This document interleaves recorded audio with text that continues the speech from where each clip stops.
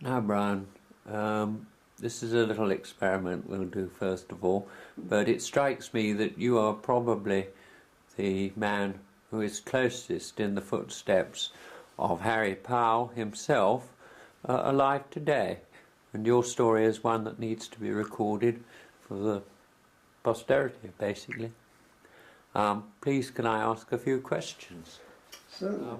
Well, of course, everyone knows Harry as one of the great designers of early glass in the Venetian style, but very few people realise what an incredible chemist he was. And I notice you have a book with references in his own hand.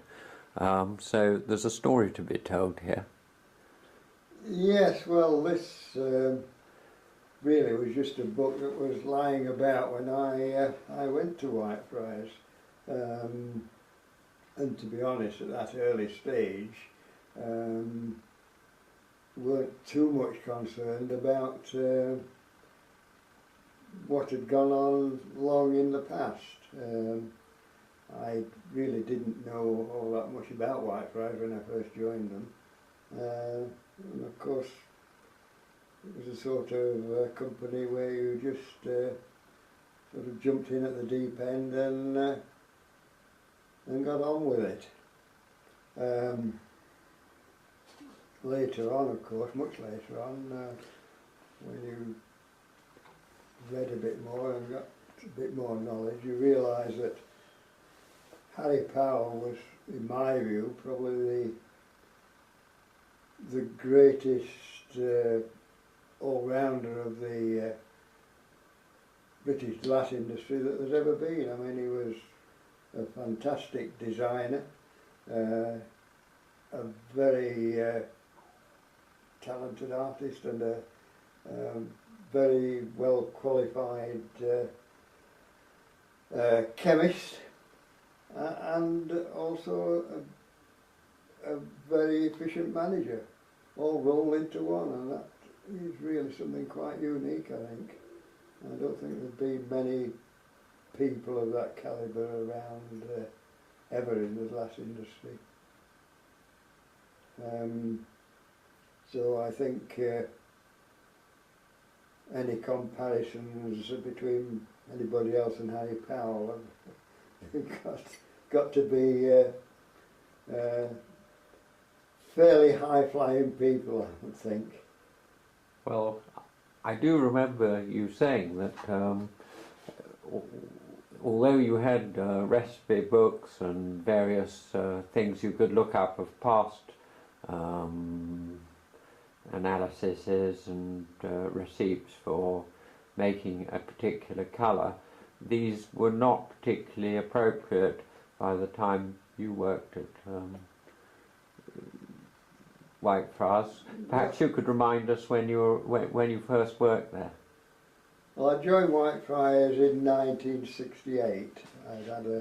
Up to that time I'd always been in and around glass and ceramics, both from the early days at the Glass Research Association through to Parkinson and Spencer Refractories Company, specialising in refractories for the glass industry, through some time spent at Turner Brothers glass fibre division in Rochdale, and finally ending up at the famous Whitefriars. Although I wasn't really very familiar with Whitefriars before I actually joined them, I have to admit. So yes, I've got a smattering of knowledge from various areas of the glass and ceramics industries, but Whitefriars, you quickly realise that it was a one-off. There was no other company, I don't think, quite like it in the glass industry, and I don't think there'll be ever another quite like it.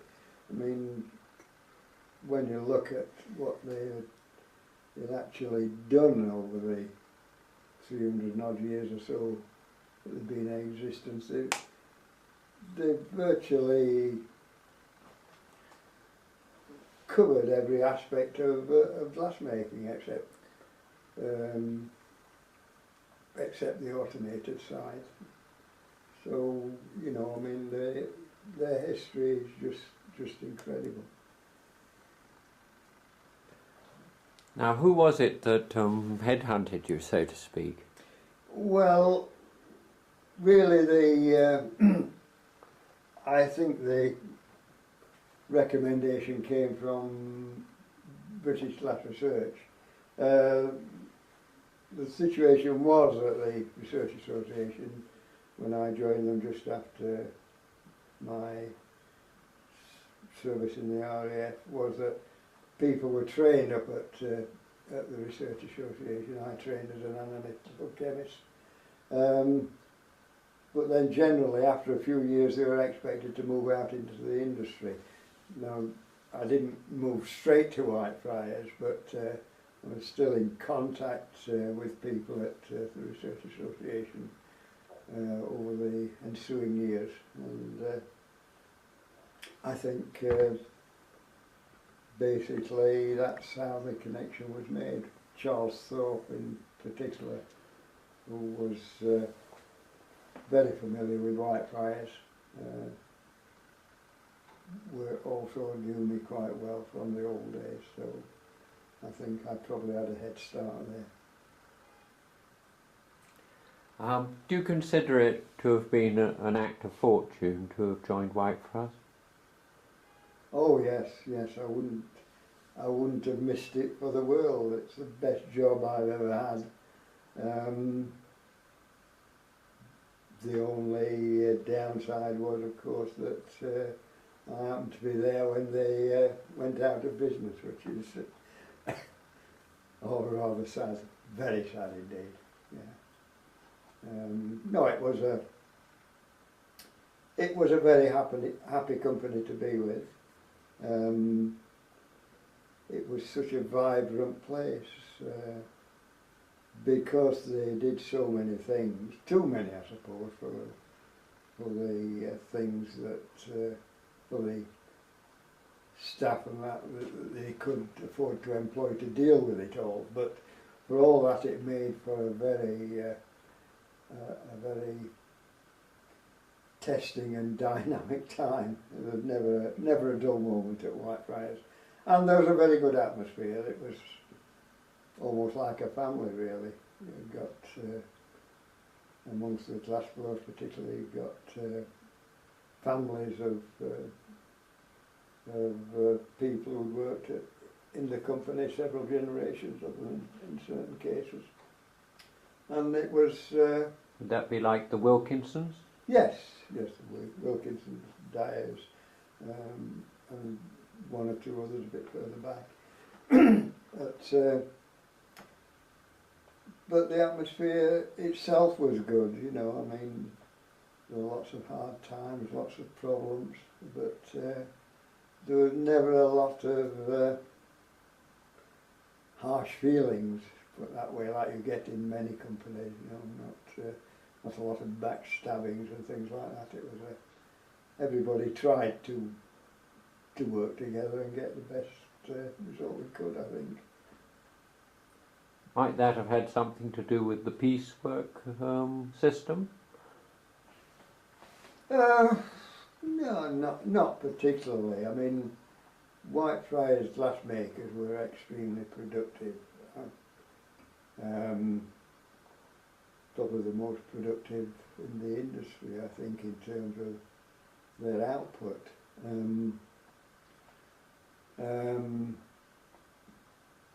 Productivity in this sort of business is a difficult thing, because there's a fine line between being productive and not producing the right quality.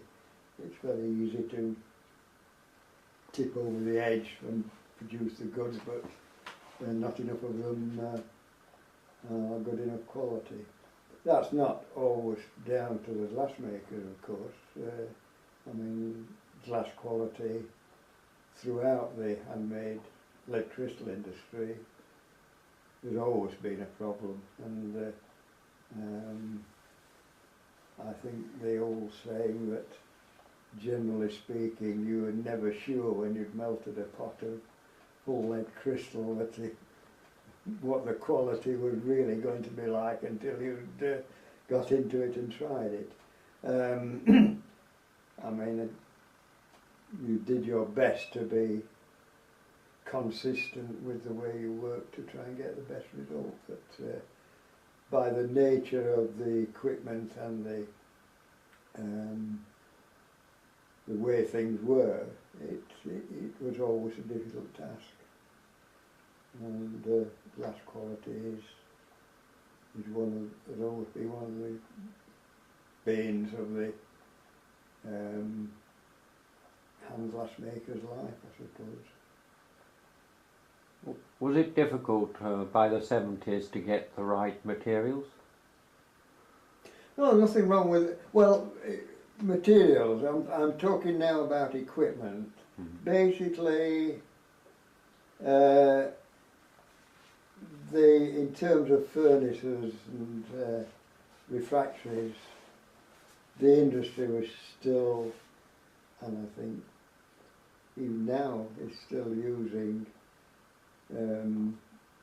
second quality refractory materials, and they're don't have equipment which will give the sort of temperatures that you could really do something with. But that's how it was then. There's better equipment on the market now, although I'm not, I'm a long time away from it now, so I'm not over familiar with what's in use now. But I'm sure there are many better furnaces and using better refractory materials available now than there were then. It must have been very interesting, the period you were working, because the tradition was very ancient, and the whole mode of working within the factory, and yet you were making quite jazzy articles by the time you joined them. Yes, I mean, this was I suppose the great triumph of Whitefriars and their Achilles heel, really, that they really made such a tremendously wide range of items, which was wonderful in its way, but did lead to obvious problems. But the great dilemma, I think, for the industry, although it was perhaps not fully realised at the time, I suppose hindsight's a wonderful thing, but when you look back now, probably since the end of the Second World War, the peak of the handmade glass industry probably came round about the early 60s, where everybody was busy and churning stuff out. But there was a massive problem hanging over it all, and that was the impact of new manufacturing techniques and the dividing line between what is handmade and what is machine made, and which way each individual company was going to go. Were they going to persevere with the handmade methods, or try to move into the more machine made, high quantity, budget priced other ranges of goods? And this for them all was a very, very difficult decision. Looking at it now, where there are really no handmade factory glass to any worthwhile extent still being made in this country, I think you can say that they all fail the test, really. They either looked at it and decided that the equipment to go to industrial type manufacture, the finance was too great for them to find. So they continued down the handmaking path and really found out that the only way now in this country seems to me that anybody can operate in a handmade situation virtually is to be the size of typical studio glass. Large scale handmade production I don't think is, my own view is that it's now not a proposition in the current circumstances. So although Whitefriars were the first to go, first of the majors to go, various reasons were given that why we went and what we should have done and what we shouldn't have done. But in the end all the rest followed, that within the next 15 years or so all the rest had gone. So it's a fact of life. I think that's all you can put it down to. The world changes and patterns of doing things change as well. You mentioned the new studio type glass, and of course that became fashionable in the 60s, I have a feeling, and there was a brief period where Whitefriars used Peter Wheeler to design a studio range and make it. What was your view of that? Because it was in your first couple of years, wasn't it? Yes, I although it was in my first couple of years, I never really knew Peter Wheeler. That might sound strange, but I think you have to appreciate that my job was technical rather than design and the artistic side. So I never really got to know Peter Wheeler. Jeff and I, after that stage, we always worked very closely together. No, there was nothing wrong with there were some wonderful pieces came out. I think the real problem with all on the several occasions that we tried to launch Studio at last was that our sales were not geared towards the right outlets. We didn't deal much with boutique type glass outlets, if you like. I think we were trying to sell into the wrong places, and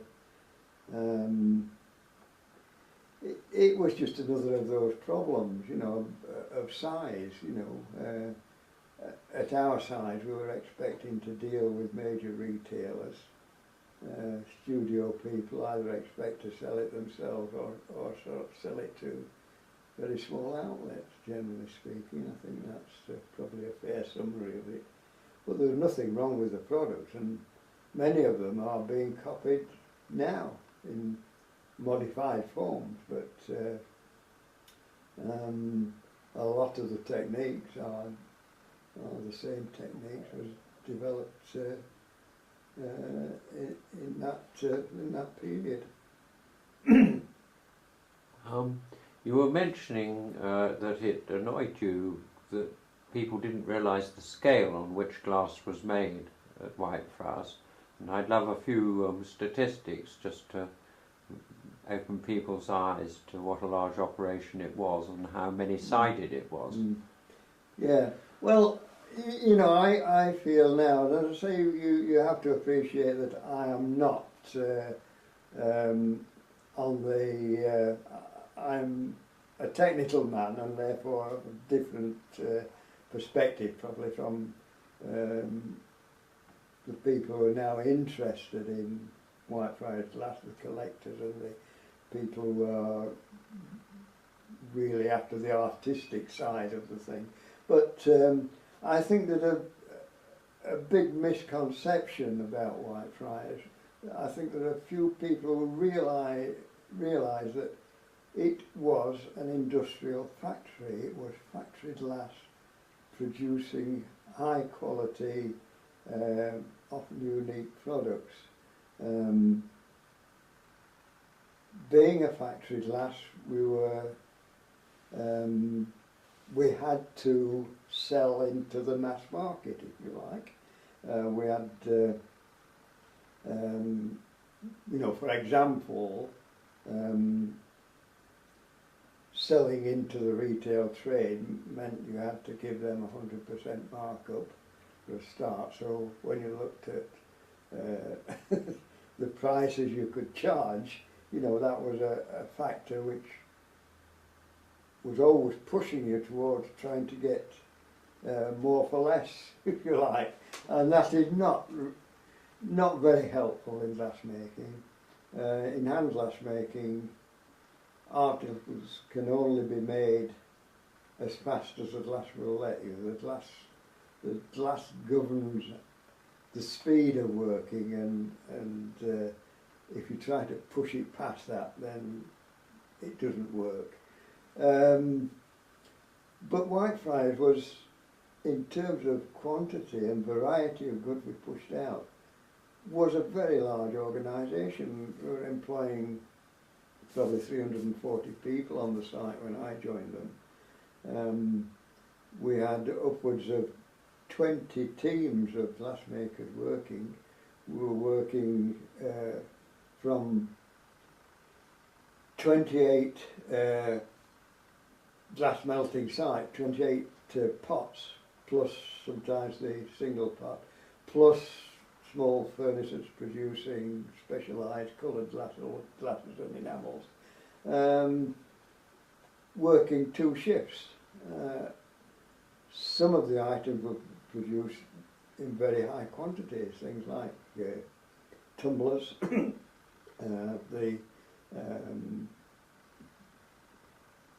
the simpler things, the blowers were expected to produce very large quantities. But in addition to this, we were producing such a range of things. I mean, there was we had three sort of facets of the company.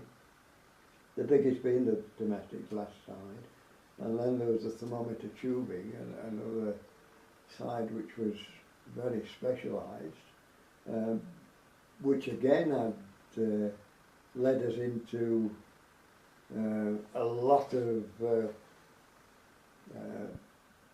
variations in the requirements. I mean, in the tubing side alone, there were quite a few different glasses melted at various times, plus all the matching enamels and bits and pieces. And then there was the church window side. That didn't impinge as much on the glass melt again, because the quantities were nothing like the domestic or the other side. So there are 3 facets to the company, and you take all that together, it was a tremendous range of products when you think about it. I don't think there's ever been probably never been a handmade glass company making the sort of range of products that Whitefriars have made. It was just a one-off, really.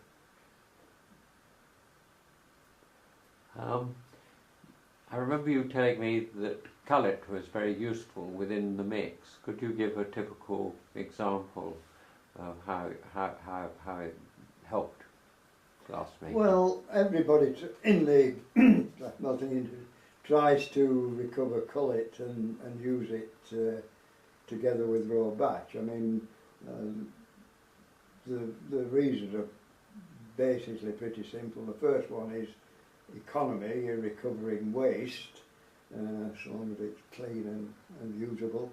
The second is that by adding the cullet, you're aiding the melting, and you're saving on fuel costs, because you've already put energy in to form the glass from the raw batch. so that gives you a head start sort of thing, so it tends to speed up the melting process as well. So it's a technique that everybody knows about and everybody uses where they can. We melted two basic types of glass really. The bulk of the production was full lead crystal, that's 30% lead oxide, conforming to the then British standard for English full lead crystal. Where colour was fairly readily available because a lot of the crystal stuff was just plain colour, not coloured in other words. So any waste, so long as it was kept clean, was easily usable. The other side was the coloured glass, and most of the coloured glass of course was, in my time, the bulk of it was cased. In other words, there was a clear and a coloured layer. Now you couldn't recover that because you got mixed colour unless you found something to do with mixed colour, but I mean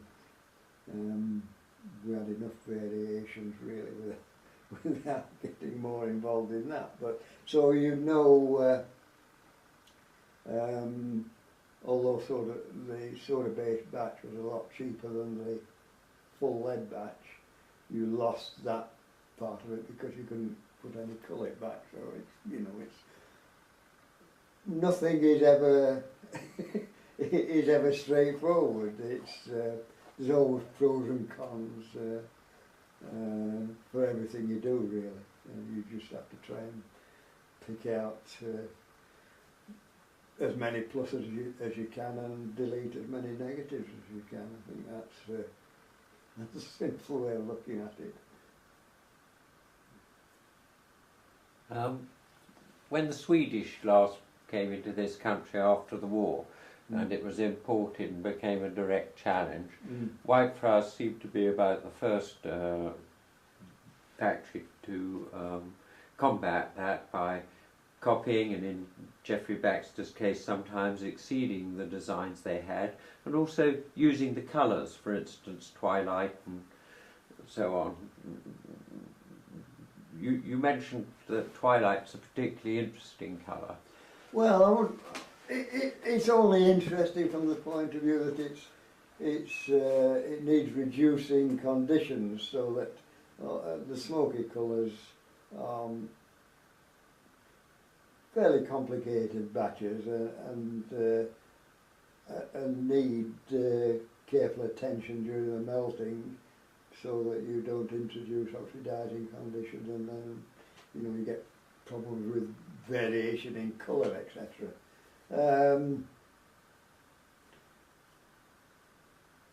But apart from that, that was really a one-off. We didn't do too many any colours in that sort of range. Most of them were standard oxidizing batches, which most of them were pretty stable colours, I think. The twilight is an example of the difficulties of that sort of glass, because if you gather together probably a few pieces of twilight and look at them, you'll see that there are differences in colours, usually from the smoky grey through the smoky brown and through the other side to the slight purple tint. But with that sort of item, generally people were not too bothered about an absolute match, to be honest. I mean, they either liked it or they didn't. So it would only be a problem if you were doing a water set or something, and you'd have the makeup of the water set from several different melts, and you got big variations in colour. Then obviously it would matter. But in a one-off bars, I don't suppose it was overcritical.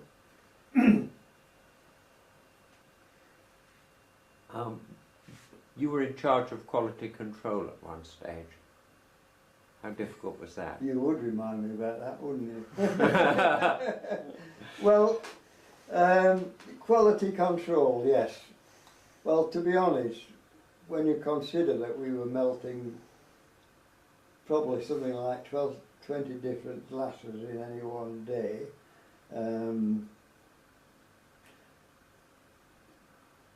the best we could do with the staff we had available was fairly basic. I mean, we would have needed a quality control department the size of Pilkington's to sort of do it justice. But I mean, that was a fact of life, and we did. Obviously, we tried. Basically, you tried to control the quality of the glass to start with, and the best way to do that is to be consistent. Keep your batch mixing under control and your cullet ratios and things like that. We did basic checks on things like densities and expansions. Thermal expansions was particularly important when you're putting two different glasses together. So we did as much as we could. I mean, yeah, it was.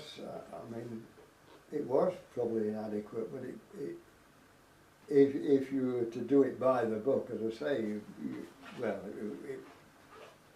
you just couldn't have employed that number of staff if you were going to test every melt at every day. You know, it couldn't have worked like that. Unfortunately, it'd be very nice, but everything's a compromise in this life, and you've got to do the best you can with what's available. And that's what we always tried to do. With the textured range, Mm-hmm. You joined when it was just getting a little tired, and I believe you and Geoffrey introduced some more modern colours. Well, the textured range hadn't in tableware hadn't come in. Is that the textured way you mean? No, I was meaning more the banjo. The banjos and the thing. Yeah, Well, the valses. banjos had only just come in. That first range, the indigo, cinnamon and willow had just come in then, and then we moved on to the next range of brighter colours. Was that your idea, or was it the Oh, no, salesman came and no. the stores wanted it? Was it a thing of the moment? Well, as I say, we did have a fairly democratic discussions between sales, ourselves, and everybody had the say if they wanted it. At the end of the day, Jeff was the chief arbiter. I mean, Jeff initially I don't think was too keen on the strong, vibrant colours, but and some of the colours we produced he didn't like much, to be honest. But you see, you've got to, with something like colour, you can't. One person can't always get it right, because their taste may not be what the bulk of the general public's taste is, and at the end of the day, whether you like it or not, you've got to try and produce things that the public likes, and so that's what we tried to do, and I think it's the colours work pretty well. The company really is renowned for its colour in all shapes and forms, both from stained glass windows through the domestic glass, and nobody to equal us on colour, I don't think. Every piece of glass that came out of the factory was actually melted in the factory from its own batches, and you know, that's how it always was, and that's how it was right to the end. Nowadays, a lot of the colour that is used is bought in. I mean, more and more now, people are, and I'm not saying this is wrong, because it suits what they want to do. They want to form glass, so you know, people are buying in pre-malted glass of high quality and buying in the coloured frit to match and doing what they want with it, and that's fine. I mean, that's if it works for them, that's all that matters, because you know, it's the key to anybody in the glass industry really is staying in business, isn't it? It's always, you know, people like the studio people are really only there to make the glass what they want to make. All these other things like melting and batches really are, I can understand they don't really want to know about if they can get it from somewhere else. You know, that's sensible, isn't it? Well, they say that William Morris used to buy batches off Whitefriars originally for his stained glass. Yeah. So the tradition is quite ancient, maybe. Yeah. Yes. Yeah. Now, when money got short in the 70s, this must have made money things... had always been short. Yes, but particularly short, so that new ranges were no longer regularly launched. How did you and Geoffrey Baxter cope with that sort of a pressure? Well, it came more on Jeff than me, I think, did that. I think, after all, that was really Jeff's province. I mean, yeah, he worked with me, because when he wanted a new colour, we'd discuss it together, and then I'd try and produce a batch that met his requirement, sometimes with great difficulty. But so I think Jeff probably felt at the end that he was perhaps restricted a bit, because there was a marked decrease in the ranges of new things we produced in the last year or two. So yes, I suppose it wasn't so much the actual production of new colours that was the difficulty. I think it was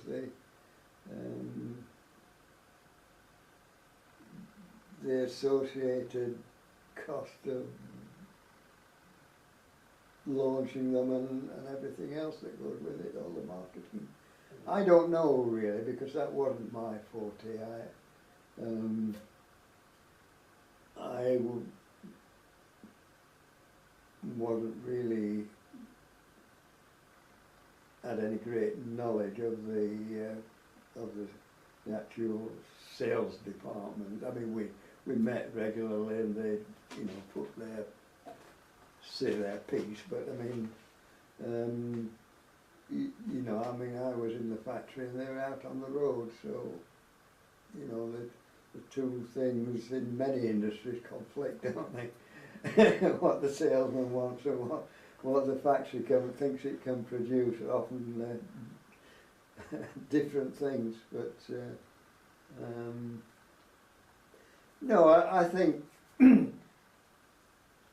as I say, I think the key to the rundown was this factor that we had three prongs to the business: domestic, tubing and stained glass. And once we lost one and then two of those arms, the tubing and the stained glass, the whole overhead of the factory then fell onto the domestic glass side, and I'm sure that that was probably a crucial factor, because the factory as it stood was not very amenable to easy change to some other format. So I think it was the balance. Once the balance went, we lost ground, and I think that was the real start of the problems. Probably I don't know. We're not privy to the financial details, but I don't think many of the handmade glass companies ever made piles of money at any stage. Lots of them, like I said, have lasted a long time, but you get the feeling often that they were always hanging on by their bootlaces, sort of thing. They had good times, obviously, but I think they had plenty of bad times as well in between. So I think that really was probably the real start of the rundown. Now, something close to your heart would be paperweights, and I understand Jeff was doing a lot of that, the designing of them, and also taking them home and working them up. Can you explain, first of all, how what part of the making of a paperweight he did at home? Yeah, well, to explain it as simply as I can, for anybody who doesn't know about paperweight, we made two types of paperweights. We made the abstract ones, you know, ones with bubbles and streaky colours in, and then we'd made millefiori paperweights, which I think most people are familiar with the term millefiori. That's the 1,000 flowers, concentric, usually the simpler ones, concentric rings of coloured glass cane set up in a pattern. They'd made those for quite a long time, back into the 30s. There's been a big dispute about the paperweights which were made back from the 30s, and a lot of the thoughts about Whitefriars making paperweights back further than that have been disproved now. I think probably 30s is about the limit to which we actually started making millefiori paperweights, and from then until 50s there wasn't much change.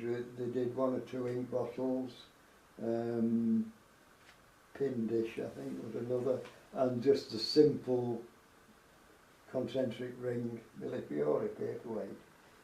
And then the real change didn't start to come until the 70s, and virtually all the progress came in that last 10 years, and the progress was phenomenal, to be honest. Whitefriars paperweights, Whitefriars as a paperweight maker was transformed into something quite special.